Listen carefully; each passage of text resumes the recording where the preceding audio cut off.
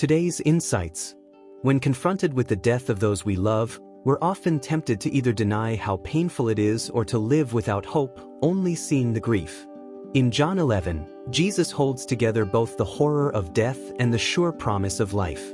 Because death is a tragic distortion of God's good creation, Jesus as the resurrection and the life, 25, represents the restoration to life. If we read the whole story of Lazarus' resurrection, we see a fuller picture of how Christ responds to death and grief. He's deeply moved in spirit and troubled, and he weeps, verses 33 to 35. Seeing death in all its horror, he triumphantly overcomes it and raises Lazarus to life. Jesus' command, "Lazarus, come out."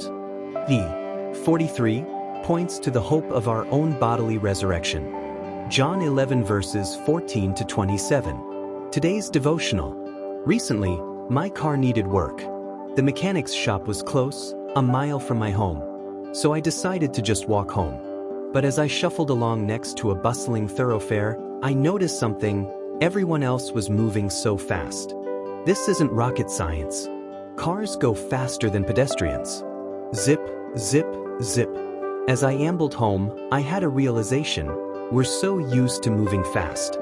All the time. Then, another realization. I often expect God to move just as quickly. I want His plans to fit my speedy timetable.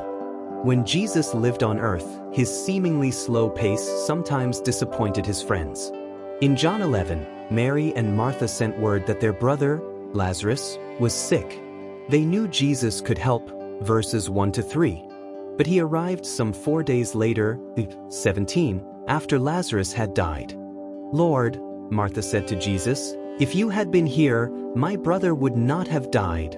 21. Translation: Jesus didn't move fast enough. But He had bigger plans, raising Lazarus from the dead, verses 38 to 44. Can you relate to Martha's desperation? I can.